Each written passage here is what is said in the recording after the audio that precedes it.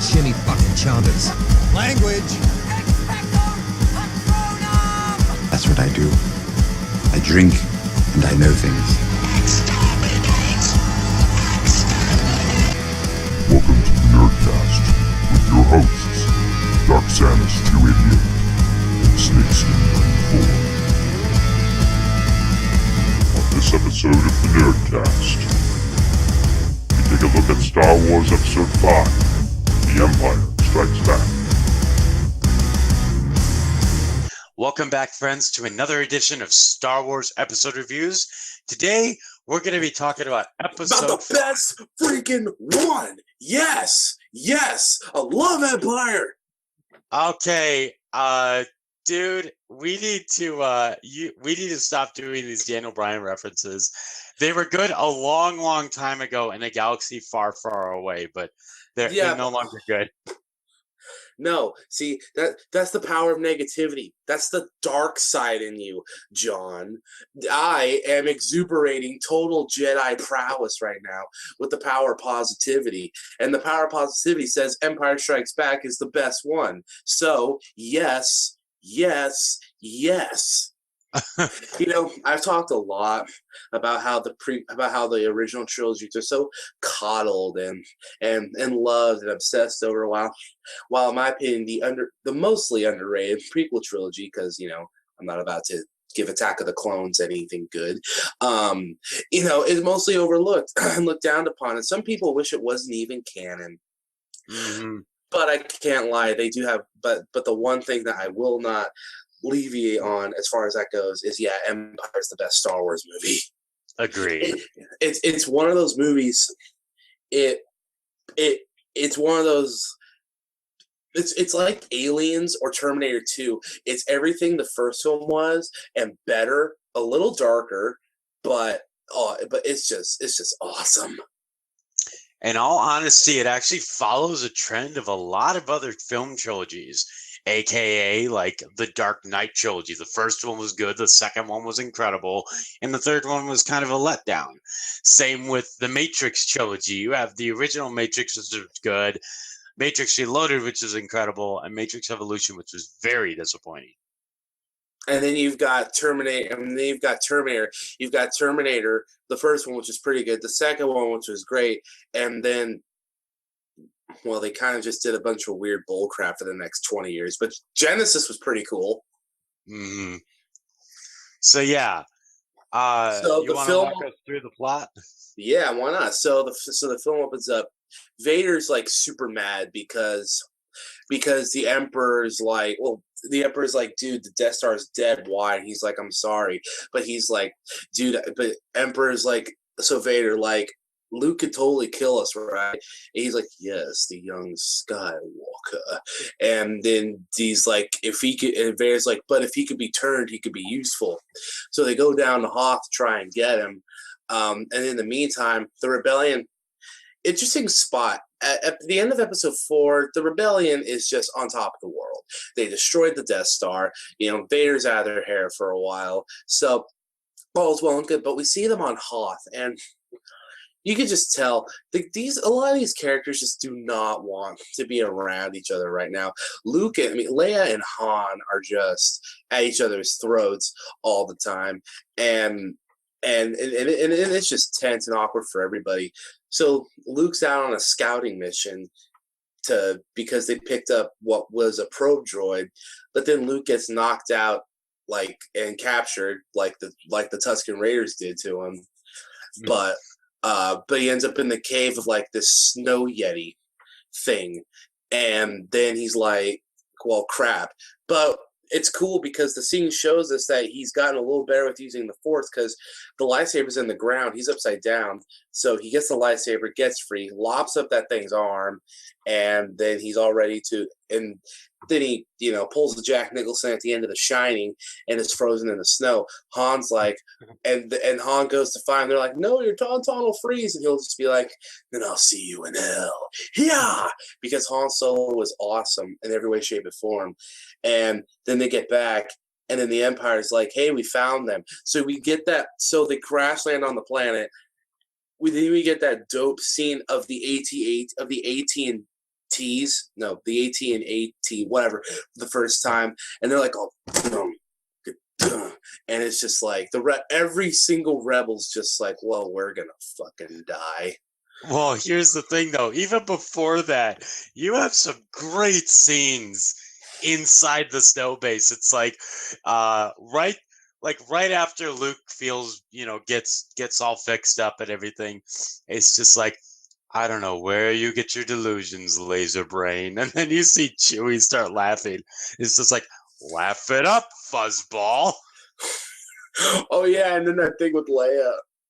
And she goes and kisses Luke, which they don't know that they're brother and sister yet. So it's like, oh gosh. It kind of reminds me of did you ever watch the Nintendo series? It was a series of Flash. You mean Nin 10 and then Doe? Yeah. It kind of reminds me of when they had the Dixie Kong and Diddy Kong. It's like, so Dixie, how about we skip the action adventure platform and get it all like Diddy Kong? And it's we're like related, right?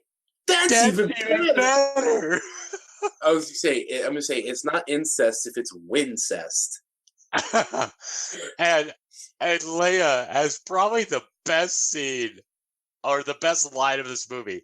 Why, you stuck up, scruffy looking nerf herder. Who's scruffy looking? And it makes so much sense because Han, I'm guessing, is pretty scruffy. And then you have Chewie right there too. But I love that he doesn't deny the nerf herder. He doesn't deny the other stuff. He's just like, who you calling Pinhead? So yeah, but then the Empire comes up and just the rebels just get wrecked. So now, I will say though that they do fight back. The whole Haas scene, it seriously sounds like it, or looks like it's ripped straight from a freaking like war movie or something. Because you just see this, you see the trench, you see all the rebels come up with like their rifles ready to go, and then you have and they're trying to shuffle people out of there too, which.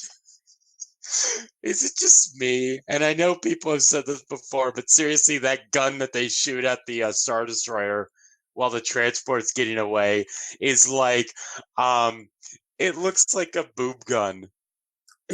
In something dark, say, fire the boob nipple gun. Yeah. And then after it fires, you get that one rebel that goes up and just falls. He's like, yeah. Oh, remember that thing with Dak? Where it's like, I feel like I'm taking on the whole empire by myself today. Well, really? Because that would be awesome. Hey, everyone! Dak says got this. He's like, yeah, get ready to soak some Dak. Boop. They just.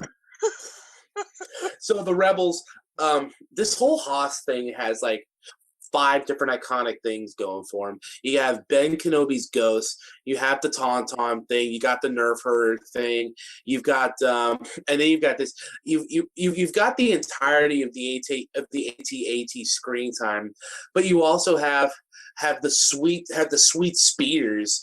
The A897, whatever they're called, speeders, and they latch on to the AT-ATs and try to take it down. Exposes the neck, and then they blow it up, and the explosion looks so cool. And it wasn't enough though, because the rebels still got to escape, but it looked cool. Mm-hmm. And sometimes in a life or death situation, you gotta go for style points. Mm-hmm. And the whole thing where they have these speeders that apparently that it's just like, we can't, their shields are too strong, so they use their harpoons and tow cables on their legs to like tie them up. And it's funny because whenever I'm at Amazon wrapping pallets, I'm just thinking, one more pass. Stay on target. We're too close. Stay on target. She's getting pulled back. Stay on target. Yep. But so Luke ends up crashing. I assume his co-pilot's dead, But Dak died. yeah. Which actually, speaking of, one of the best things from the original Rogue Squadron, when you go to the password system, in order to unlock every ship and every level, you type in dead Dak. Oh, that's messed. That's awesome, though. If you want to unlock the Millennium Falcon, you type in Farm Boy. What was the other one? You could also type in chicken, and it would take you to this like mini area where you're walking around in an ATST destroying shit. It's awesome. Well, I think I want to play some Rogue Squadron after this. So Ben comes to Luke and he's like, Luke, you got the shit kicked out of you. You need to train under Master Yoda in the Dagobah system on planet Dagobah at the capital of Dagobah. And he's like, Ben! Go, Luke. It is your destiny. May the Force be with you. I don't know. Ben Kenobi kind of recycles the same stuff until episode 6. So R2's like, dude, where are we going? And he's like, we're going to the Dagobah. But no. R2's just like, hey, shouldn't we follow them? And Luke's like, nope. So the Millennium Falcon, I feel so bad because, I mean, Luke has a tough time in Dagobah, but for what I assume for them has to be hours, for the next, 30 minutes of screening time, they're just on the run from the Empire. Mm-hmm. You have failed me for the last time. Now, going over to Luke and Dagobah, they crash landed and everything, and the first time Yoda comes up, it is honestly one of the funniest things ever, because Yoda's just like, what's this? It starts eating like a chimichanga or something. It's just like, that's my dinner. And he goes up into Luke's things and just starts, just like, and Luke takes away. Oh, yeah.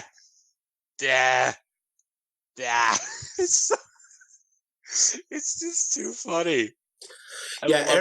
Every minute they're on Dagobah is really cool. If Yoda's not just being a funny old man, basically a Mr. Miyagi puppet, then, well, actually, it gets pretty deep sometimes. Like when, Luke's, goes, just focusing on Dagobah, then we'll probably jump back to the Falcon. It shows Luke training how, I love that scene where he's doing a handstand while balancing Yoda while also using the Force to lift some rocks. I'm just like, man, that would cripple anyone else. Yeah, right. And he Why tries didn't the younglings get that type of training? Oh, too soon, John. Oh, Master Skywalker, this made him. What are we going to do? Oh, that was sad. Oh my. Man, Star Wars gets dark. That was rated. That was the first PG-13 rated Star Wars. Episode 7's rated PG-13, and seeing what you can get away with PG-13 films these days, I'm just saying, people are going to die. Mm-hmm. So yeah, and Yoda just has so many great quotes here. I'm not afraid, Yoda. You will be. Or it's like, do or do not. There is no try. Mm-hmm. It's just, so good. There's a point where he goes into a cave, and it's just like, you will not need your weapons. He does it anyway, and he faces a vision of Vader, and once the mask comes off, it shows, his face, but it does two things. One, it does kind of foreshadow the fact that he's that Vader is his father, but it also kind of goes along the lines of, okay, this is going to be like what you could become if you turn to the dark side, sort of thing. Yeah. And so then you have the really Millennium great Falcon. Scene. Oh, yeah. I remember that scene always tripped me out as a kid because you know the filter looks all weird. It's all in slow motion. Then he cuts the head off, and it's like, and then the head explodes, and that's Luke. And it's Luke's head. And as a kid, I never understood like, wait, is this a dream sequence or what? But it just always tripped me out. Definitely. So we cut over to the Millennium Falcon, you know, trying to escape the Empire. They're in this asteroid, and apparently they're inside like a tassel worm thing. You find out a little bit later. But like, there's like this weird pterodactyl parasite thing that comes and latches onto the Millennium Falcon, and Leia's all freaked out. It's just like, there's something out of the cave. You're the man, go check it out. And they go outside and they shoot it down, and all of a sudden it starts moving. Han just shoots the floor, and it starts making it go all crazy. So they get off and they get out just in time. And that is another funny scene in Something Dark Side, where it's just like where you have Megan come out of as the worm, and it's just like, how come I never get any lines in these? Shut up, Meg. Poor Meg. I know, right? I love. Thinking about going. No, go ahead. I love the Robot Chicken parody because he reads it, misses, he's like, oh damn, I missed, and then his friend comes up, he's like, and they talk, he's like, you want orange Chinese? And he's like, yeah. He gets a headset, and he's just like, yeah, can we have like 400 orders, this and that? And he's like, cash or credit? And then he's like, cash or credit? He's like, well, we're gonna eat him, right? Cash is fine. And that's what I thought that was funny. Yeah, another one of my favorite scenes is right before they go into the asteroid field. You're not thinking about actually going in an asteroid field. Well, it's either that or going into the strawberry fields. Hey, you know what I'm into right now? One-legged chicks. Oh, yeah. What's her name? Peg? That'll be enough of that, lad. How about Eileen? Ah, Ringo got it. That's honestly my favorite scene from that special. Yeah, that was a good one. So they're in the asteroid field, and Vader's like, okay, I'm getting really desperate here. I've killed 4 captains, and okay, so I need some bounty hunters. And he's like, I want them alive, no disintegrations, as you wish. Or if you're the voiceover version, as you wish, which is an interesting point here. Okay. I didn't mention it with the Emperor, but one big thing that people like to lampoon is the fact that Boba Fett and the Emperor's voices were redubbed, and in the Emperor's case, they just reshot the scene with current Emperor Palpatine in his place. And you know, honestly, when it comes to changes made to the originals to better suit the continuity of the prequels, I'm honestly I'm a little more okay with it than most people, just because, you know, granted, they probably could have just done a better job of writing the prequels in that aspect, but at the same time, you know, we're also talking about like a 20-some year difference between each film. So, so with the Palpatine thing, that was cool. But Boba Fett, you know, I originally was like, why'd they change the voice? But then I'm like, oh wait, Boba Fett ended up being a clone anyway, so you know, that's all right. Speaking of Attack of the Clones, I have something to show you. What? I hope this wasn't in the last one, but apparently I had this. Remember those old Sears catalogs that they would send out during Christmas time? Yeah. There was some sort of Star Wars one that they did, and it was all about Episode 2, looking at all the different ships, like even the gondola that Anakin and Padme came in on Naboo. But the very last page is what made me very happy, because it was doing a little poster for this. Jedi Outcast. That's dope. Right? This game took me forever to find. It took a couple years at least. I know, right? I want to play it. Let me have it. Just throw it towards the screen. I'll catch it. So anyway, um, the, you then cut back to Luke, and he tries to lift the X-wing, and the X-wing ain't budging, and he's just like, I can't do it. It's too big, and it's just like the Force isn't something that you look at through this crude matter of muscle. It's your mind, and it's like that's kind of cool. Now, granted, people could Which use is a this. lie because we all know the Force is really just measured by microscopic organisms found in the bloodstream. Oh my gosh! By the way, if anyone has seen the Harry S. Plinkett videos, I think the best part is when he starts in episode 1. It's just like, what was it? And if you kids say that your least favorite is The Empire Strikes Back because it's the most boring one, then I suggest you read. I suggest that you turn off this review now before I carefully explain how much of an effing idiot you are.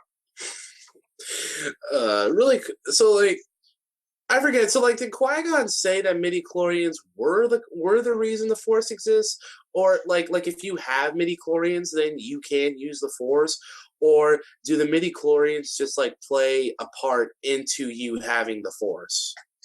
I think it's more like a symbiotic relationship, that it's like, okay, the midi-chlorians are there to people who are Force sensitive in this universe, and it's kind of like, I guess it's the way that the Jedi can feel the Force flowing through them. So it was left ambiguous. Pretty much. Oh, great. Now I like Phantom Menace a little less now. Anyway, so eventually they get to the cloud city of Bespin on. No, Which before that, yeah. why in the heck Oh yeah. did they? How could they attach to the back of How could they attach to the back of a Star Destroyer when the satellite dish is right above them and they couldn't see them? Well, maybe they like turned off the ship and it wouldn't get picked up on scanners or something. Of course, at that point, you just assume one of them would look out a window or something. Yeah, although it's kind of funny because right before they attack him, it's like they're moving in an attack position. That's impossible. Or no, when they attach themselves, they're just like, sir, the ship no longer appears on our scopes. That can't have disappeared. No ship that small as a cloaking device. Just like, that's interesting. I wonder what, we haven't even seen a ship with a cloaking device yet. All I know is that I don't know how that works. All I know is that it just makes for a great image. Just the Millennium Falcon just basically hitching a ride on this Star Destroyer. Mm-hmm. Now they Windows are structural weaknesses. The Geth do not use them. Sorry, I really like Mass Effect. So then we have the fact that they find Cloud City, Bespin, and they're like, we're gonna go fly there. So they know that the Star Destroyers are gonna go to light speed, and they dump their garbage. So they detach themselves, and they start heading to Cloud City. And do you notice that Slave One actually follows them? Yeah, it's kind of hard to. It's not hard to see, but because the ship is a little small. But I did notice that. Well, not on my first watch, but yeah, it was pretty cool. So they get to Cloud City, and let me just say, Lando Calrissian is probably the best thing to ever happen to the original trilogy. Oh my god, I love Lando Calrissian.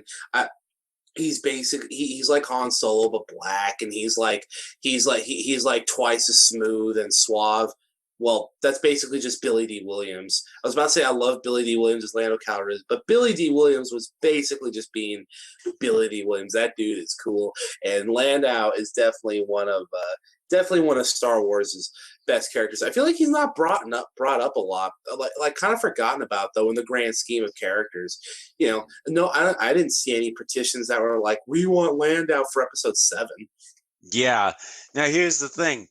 I think I love the scene where they first meet up. It's like, well, you swindler, you got a lot of guts coming here after what you pulled. And it looks like he's about to punch him, but then he embraces him in a hug. He's just like, how you doing, yo, pirate? So good to see you. And then 3PO's just like, uh 3PO's just like, well, he seems very friendly. Yeah, And then, it's like it makes you wonder, like, man, what did he do? It's kind of like Jack Sparrow whenever he goes to Tortuga, and he just gets slapped by all the chicks there. mhm. And then you have uh, uh, when they're in Cloud City, they're kind of talking about, it's a mining operation. This is what he does. And 3PO hears an R2 unit and gets blasted to bits. Chewbacca finds him, brings him back, and starts trying to fix him. And this whole time, Leia's just like, I don't like this. I have a really bad feeling about what's going on here. And then they go to dinner. And then you see Darth Vader there. And it's like, I had no choice. They got here before you did. I'm sorry. And right before that, for foreshadowing, it's just like, I just made a deal with the Empire to make sure that they stay out of here forever. And then they get tortured. That's insane. You don't even hear that in any of the prequel trilogies. The worst you see is someone getting burned. But I'm sorry. Harrison Ford did an amazing job of screaming there. It sounded like he was in actual pain. Yeah, that scream always freaked me out whenever I watched, just because it's like, oh, that sounds like pure agony. And then Chewie is thrown into that room with all the screaming, and it's like, oh, hearing torture, that sucks. And meanwhile, 3PO is getting his body thrown around by pig people. Yep. And they finally get him somewhat together. Chewie just straps him onto a backpack. And by this point, Luke is just like, I see them. They're in pain. I gotta go help them. And it's like, if you leave now, help them you could, but you could destroy all that you're fighting for. And it's just like, I still have to go. And this scene right here, foreshadowing to episode 6, where Obi-Wan's just like, that boy was our last hope. No, there is another. It kind of reminds me, though, there was this, I saw on Facebook that someone had a picture of Ewan McGregor from episode 2, and it had a bunch of like Christian imagery around it. And the caption is like, Mom, that's not a picture of Jesus. And what's even better, I go and comment on there, and I'm just like, God was like, I was their last hope. And Jesus is just like, no, there is another. I've seen the same picture. That's awesome. Right. Man, and Vader has one of the coolest spots in this movie too. When they walk into that dinner hall, and he's just sitting right there, and he's like, "We'd be honored if you would join us." Yeah. Dun, dun. Vader's such a badass, especially in this movie. Yep. So then Luke gets to Cloud City, and the epic battle ensues. And he's going through the halls, and he sees Leia, and Leia sees Luke, and it's just like, don't, it's a trap. But he goes ahead anyway. Well, and yeah. You want to talk about this scene? The next 9 minutes of this film are superb.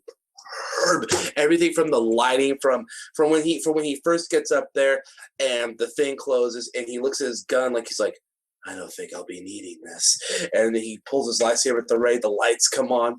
The Force is with you. but you are not a Jedi yet. And walks up, and then he swings out the saber. Vader's got his, and Vader's so cool. He's fighting with just one hand. In Return of the Jedi, he uses two, but in this one, he's just one-handing it all day, and he's just like impressive. Most impressive. You'll find him full of surprises. And he actually surprises Vader a few times, but it's so great. The lack of music is actually what gets me. John Williams is a fantastic composer. For the prequels to this, to the Spielberg films, he's just great. But I am of the opinion that at times a lack of music is just as powerful. And their fight when they're in the freezing chamber, oh, it's so intense and so epic. Oh, we forgot to talk about the best part of the movie, though. Well, kind of the saddest part of the movie. Oh, right, the stuff with Han, right? Mm-hmm. He's frozen in carbonite, and right before that, I love you. I know. It's like, you're so cool on Solo. So Vader's just like, oh, too easy, and tries to freeze him in car. And he's like, I guess you weren't the dopest dude after all. But Luke just keeps showing him up, and then they take it down to the little corridor areas, and Vader's throwing stuff at him. They both fall out onto that platform, and they're just like going at it. It's like bam, bam, and then just and then it finally gets to near the end, and he knocks Luke down. He's like, you are beaten. Don't let yourself be destroyed as Obi-Wan did. So Luke gets up, he gets a hit on him, and then gets his hand lopped off, and then the music finally decides to come back, and it's just like, oh, shoot. There is no escape. Don't make me destroy you. And Vader tries to convince him. He's like, Luke, you could destroy the Emperor and stuff. And he's just like, I'll never join you. And then it's just like, Obi-Wan never told you what happened to your father. He told me enough. He told me you killed him. No, I am your father. Dun, dun, dun, dun, dun, dun, dun. And this whole scene, it's basic, from what I heard, no one told Mark about what was going on. There was only like two people. I think it was George Lucas, Irvin Kershner, and James Earl Jones. That's it. Yeah. And because he wanted the reaction to be genuine. And it's just like, and you see it on Hamill's face. Like, he's surprised, but he also is playing along with it too, because, that's the thing. And that's impossible. Oh,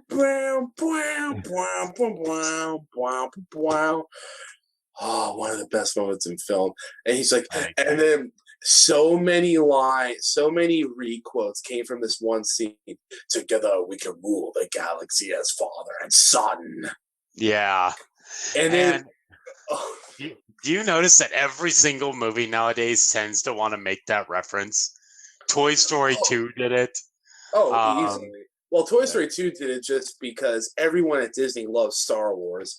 But there are movies that don't even say that, but they totally try to do it when, like, a dad's the bad guy and the son's the good guy.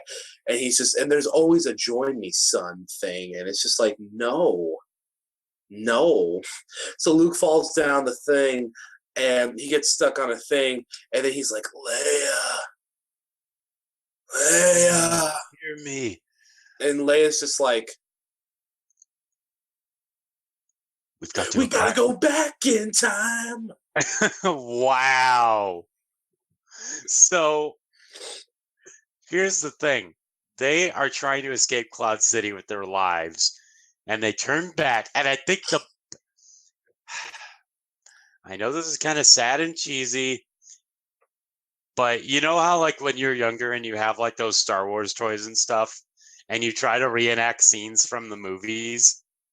One of the scenes I did was right when they get up by the clouds, they flip around and then do a half turn.